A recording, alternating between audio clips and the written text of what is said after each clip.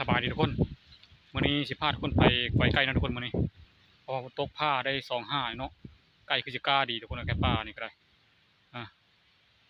เชียวไก่ต่อไปไก่ต่อของเฮาเขาลักไปเรียบร้อยแล้วเสียเลยทุกคนเลยเมียเลยไก่ต่อของเฮาตัวเด็ดของเฮาก็เลยต้องเปลี่ยนเป็น MP3 แทนทุกคนบานนี้ลองเบิ่งคนเลยสิมาเรื่อยๆเฮายังมีฮู้เนาะก็ลองติดตามซบเบิ่งคนเลยไปคนเดียวคือเก่าเอาไปกันเลยทุกคนบานนี้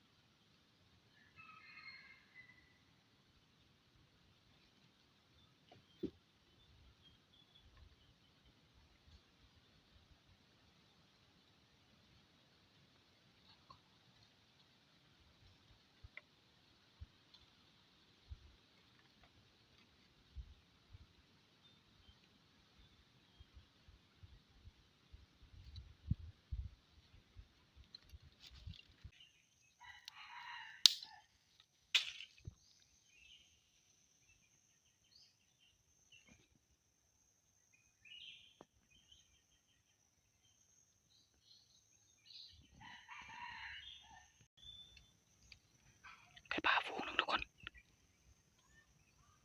มันจะเตะกันเนี่ยอยู่หน้าป่านี่เอาลงไปบ่ได้ทุกคนเลย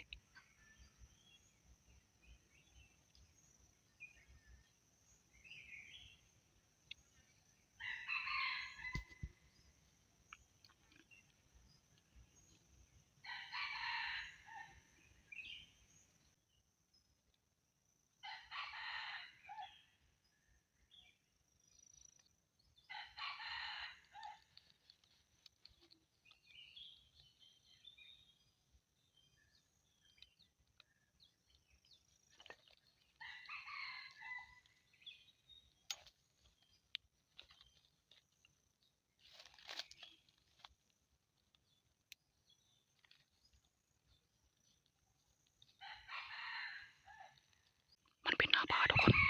คอยลงไปบ่ได้ไก่ป่ามันจะเตะกันอยู่ลมบ่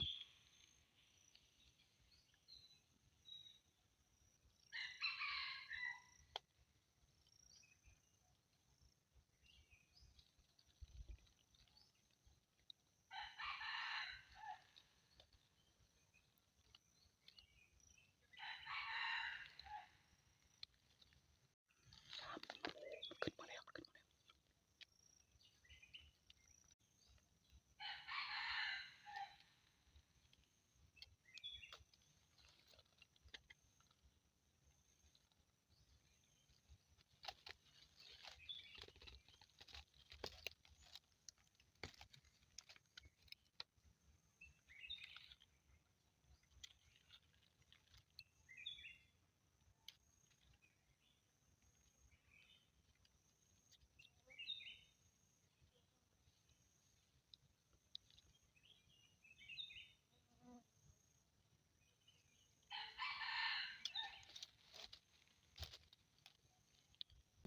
เข้ามา2 ตัว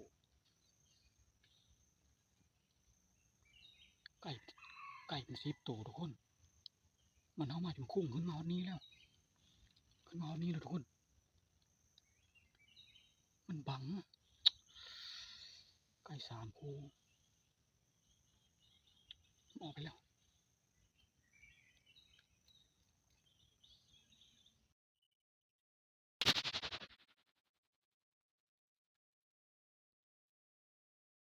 นี่เลยเขานั่งนี่ทุกคนเลยดิเดือบพาแก้วนี่พาเขาก็ได้โมกกับทิมมานี่โมกก็ได้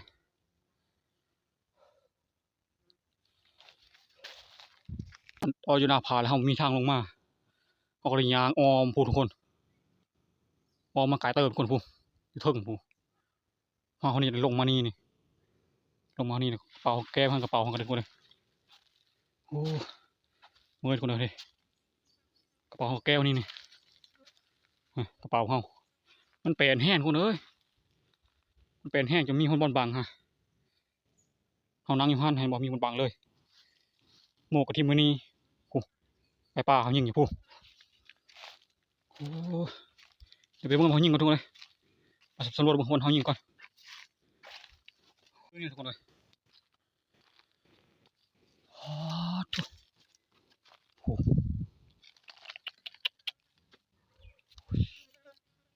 หอยลูกเปิดเขาถือทุกคนเอ้ย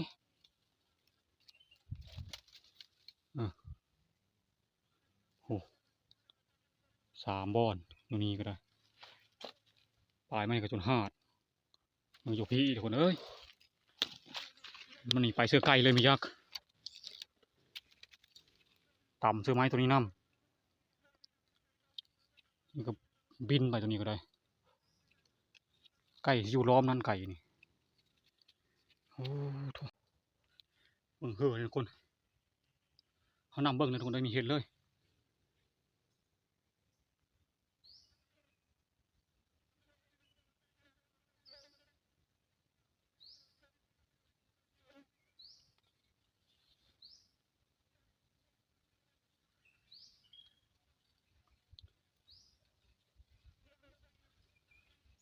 โอ้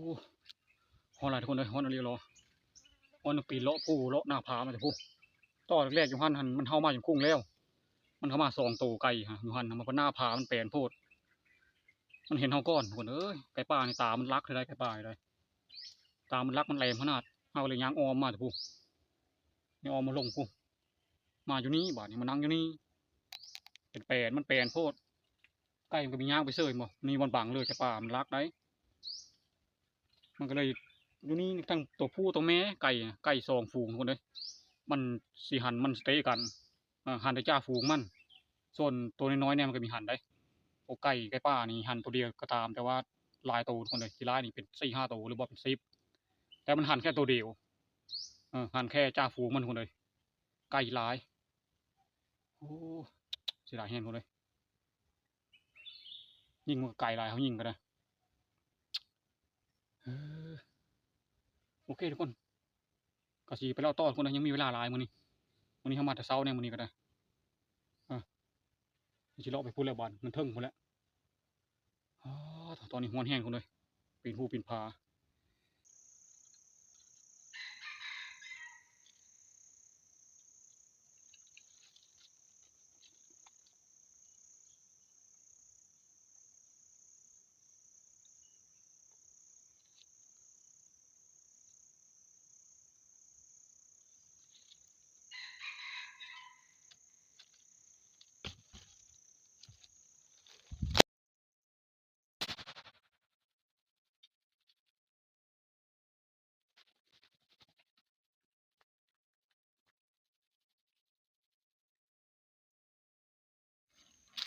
ย่างหาไก่ป่าทุกคนตอนนี้ย่างหาไก่ป่าตัวนี้มาก็นี่แหละยิงระยะไกลเติมคนเลยเป็นแต่คนสาธิตเลย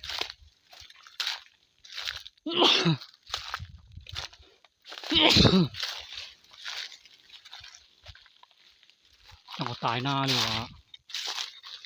มันถือน้อยบ่วะยิงคือเจ็บยิงก็ได้ตายหน้าไปเรื่อยเนาะโอ้ยิงไก่แต่ละโตเป็นไรเอาได้หาเอาก็ไม่ได้หาไม่เห็นสัมผัสได้ถึงความโซ่เลยทุกคนเอ้ย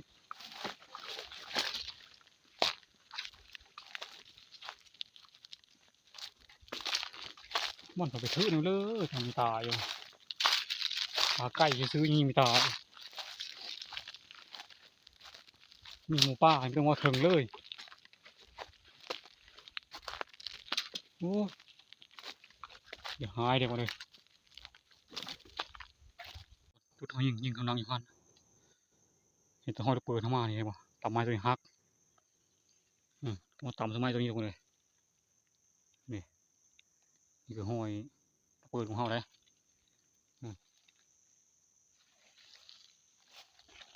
ไก่ที่อยู่วางนั่นทุกคนเลยเข้ามามีพุ่งมัน8 ลายนี่เลยวันนี้ก็ต่ำซื้อไม้ตัวนี้ตัวฮัก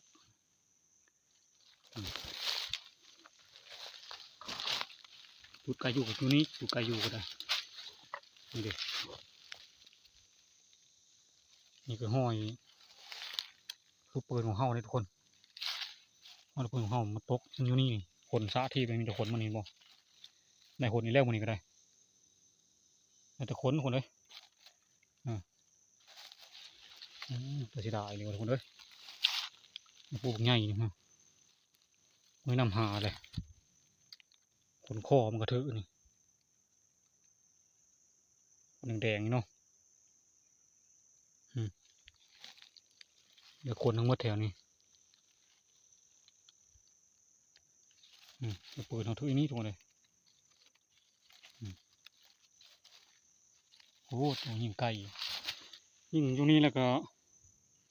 ยิงเสียงมันปุ๊บปุ๊บปุ๊บปุ๊บไปหันทุกคนเลยบึ้บบึ้บกายกอกระซะไปพุ่นเลยมือนำหาเลยตัวที่สองแล้วยิงทุกคนเลยตัวแรกก็อยู่หน้าผาอยู่หลังกู้ทางของมันมามันยิงตัวนี้ตัวที่สองนี่ตัวที่สองก็ได้แต่หนมันบาดนี่โอ้โหเสียดายเลยทุกคนเลยนี่ยามไก่นี่นะระยะมันก็ได้มันแปดมันก็เฮามีคุ้งไก่สองผู้หนึ่งไปเฮาไปฮอดสิฮอดเฮาแล้วกองกับพัดล้มกองเขาล้มในวันนี้ไก่มันเห็นป๊บเอาไปอีกมาต่อไก่ตัวที่สองนี่ที่มันหันเสื้อกันสองผู้นี่มาหาผู้นี่เฮาหาผู้นี่เฮามากก็คือเห็นนะทุกคนคือเขายิงก็ได้แต่หนมันซักเอาไปพูดเลยเราหาก็จะมือเลาะเลย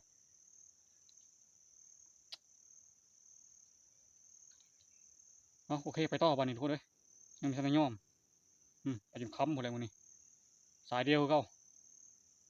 เฮ้ย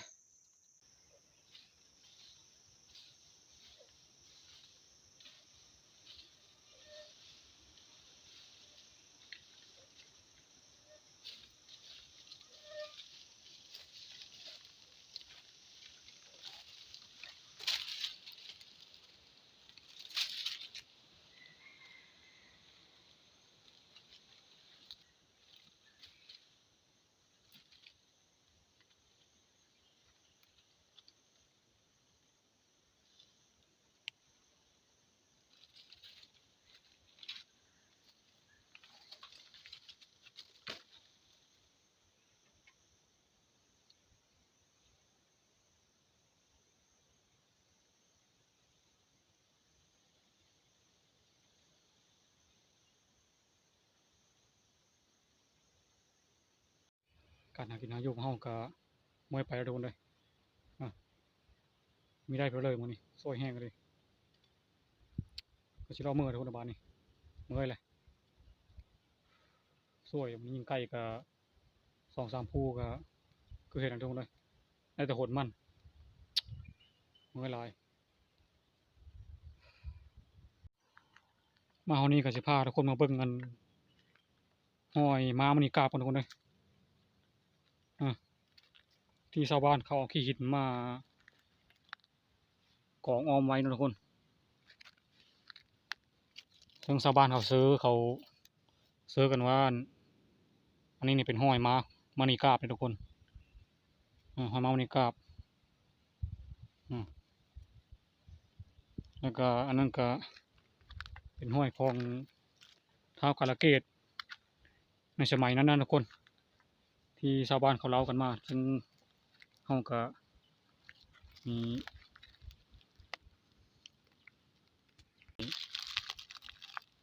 เบิ่งนั่นก็จะคือห้อยเกิบนะทุกคนเป็นห้อยคูความยาวนี่ก็ยาวนะทุกคน2 คืบปลายเนาะความยาวนี่อยู่ประมาณ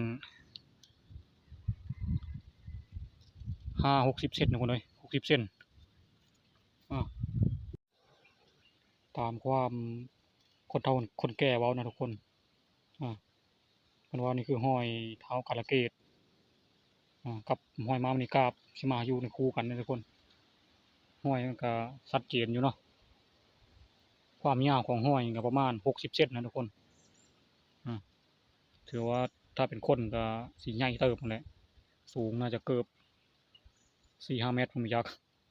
ถ้าเป็นคนก็ได้นั่นคือห้อยจุดนั้นคือห้อยม้ามณีกาบนะทุกคนห้อยม้ามณีกาบนี่เลยที่ชาวบ้านเอาที่หินของออมไว้แล้วก็จุดนี้ก็คือห้อยของท้าวกาลเกตนั่นแหละแล้วก็จุดนั้นก็แม่นจุดนั้นนะซึ่งมันก็คือความเชื่อของชาวบ้านของคนเฒ่าคนแก่สมัยแต่เก่าทุกคนเลยนั่นแหละกับมื้อวันนี้ค่ำแล้วแหละหากินก็ไม่ได้มีโชคมีหมานเดี๋ยวมื้อนี้ก็ได้สวยคักสวยแน่ทุกคนเลยโอเคทุกคนเลยเดี๋ยวไว้เจอกันคลิปหน้าทุกคนเลยเดี๋ยวจะพาทุกคนพาแก้มือใหม่คลิปหน้า